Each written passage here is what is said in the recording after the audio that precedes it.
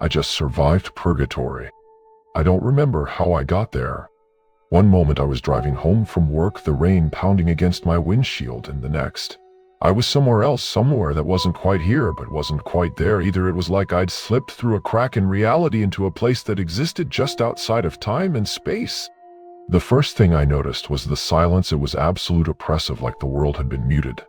There was no wind, no birds, no distant hum of traffic, just silence.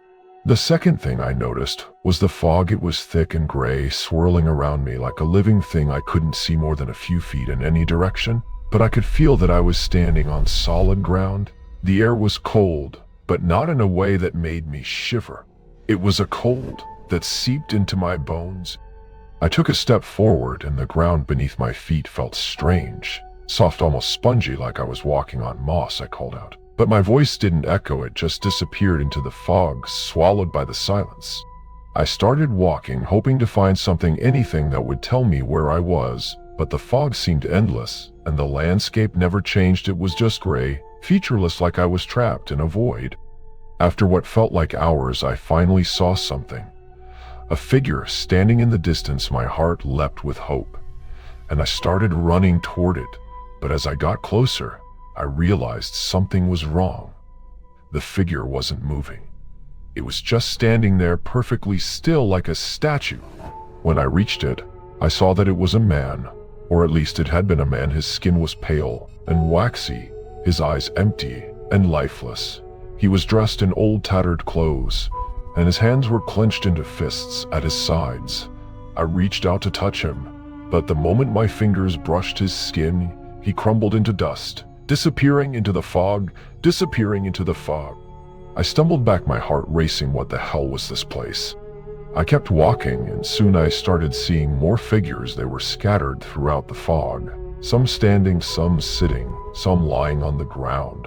All of them were lifeless, their faces frozen in expressions of fear, pain, or despair, and all of them crumbled to dust when I touched them. I realized then that I wasn't just in some strange, foggy landscape. I was in Purgatory. I'd never been particularly religious, but I'd heard enough about Purgatory to know what it was supposed to be, a place where souls went to be purified before they could move on to heaven. But this wasn't purification, this was torment. The fog seemed to close in around me, and I felt a wave of despair wash over me. Was this my fate, to wander this endless void surrounded by the remnants of other lost souls? I kept walking, driven by some desperate hope that I would find a way out. But the more I walked, the more I realized that there was no way out. The fog was endless, the landscape unchanging. I was trapped. Then I heard it, a sound faint but unmistakable. It was a voice calling my name. Emily. I froze, my heart pounding. The voice was soft, almost a whisper. But it was there. I turned toward the sound and started walking, my steps quickening as the voice grew louder. Emily, over here. I broke into a run, the fog swirling around me as I followed the voice, and then suddenly the fog cleared and I found myself standing in front of a door.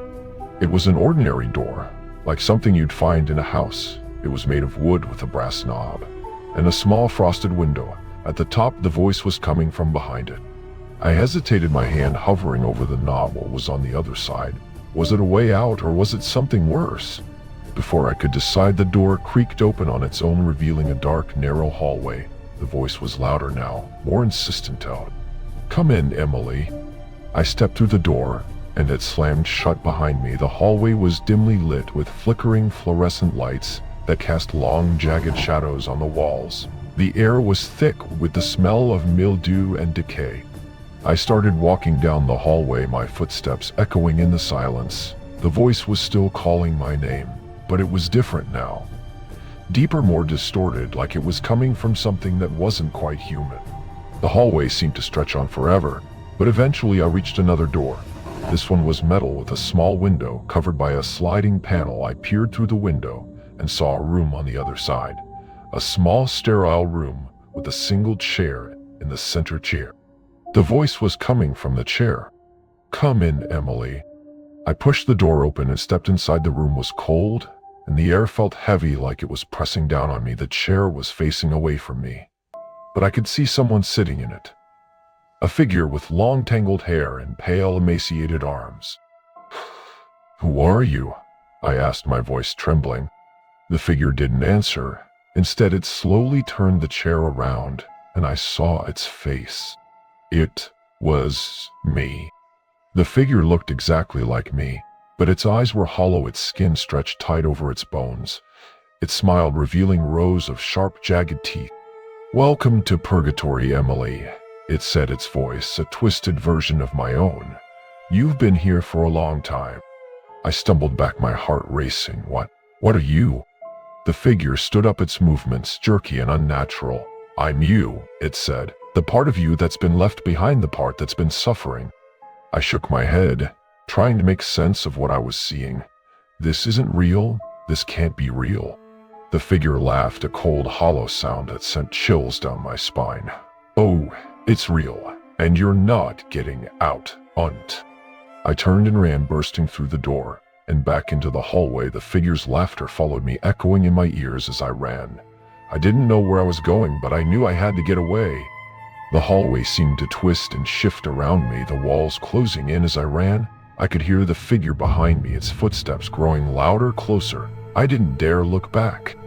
Then I saw it, a light faint but unmistakable at the end of the hallway. I ran toward it, my heart pounding, and burst through another door. I found myself standing in a vast empty field. The sky above was a deep, swirling gray, and the ground was covered in ash. In the distance I could see a figure, a man dressed in a long black coat, his face hidden in shadow. I started walking toward him, driven by some desperate hope that he could help me. As I got closer, I realized that he wasn't just a man, he was something else, something ancient and powerful. "Who are you?" I asked, my voice trembling. The figure turned to me, and I saw his face, or rather the absence of it. Where his face should have been, there was only a swirling void like a black hole. "I am the gatekeeper," he said, his voice deep and resonant. "You have wandered far, Emily, but you cannot stay here." "I don't want to stay here," I said, tears streaming down my face. "I want to go home." The gatekeeper nodded. "Then you must face your fears. You must confront the part of yourself that you have left behind." I thought of the figure in the chair, the twisted version of myself that had chased me through the hallway. "You must," the gatekeeper said, "or you will be trapped here forever." I took a deep breath and nodded. "Okay, I'll do it." The gatekeeper stepped aside, and I saw a door. A simple wooden door, just like the one I'd seen in the fog. I walked toward it, my heart pounding, and pushed it open. I was back in the sterile room, facing the twisted version of myself. It smiled at me, its jagged teeth glinting in the dim light. "You came back," it said. "I knew you would." I took a step forward, my hands trembling. "I'm not afraid of you," I said, though my voice shook. "You're not me, you're just a part of me, and I'm not going to let you control me anymore." The figure's smile faltered, and for a moment it looked almost scared. Then it lunged at me, its claws outstretched. I closed my eyes and braced myself, but the attack never came. When I opened my eyes, the figure was gone, and the room was filled with light. I felt a wave of relief wash over me, and then suddenly I was falling. The light grew brighter and brighter until it was all I could see. And then I woke up.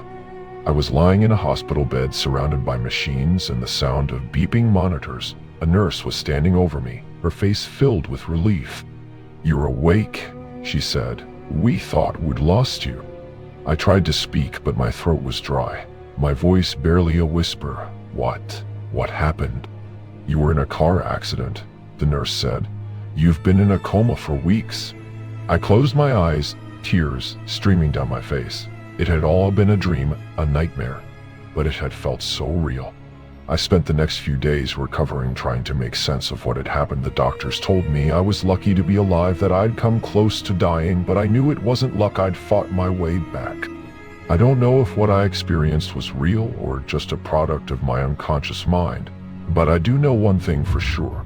I'm not the same person I was before, and I never will be.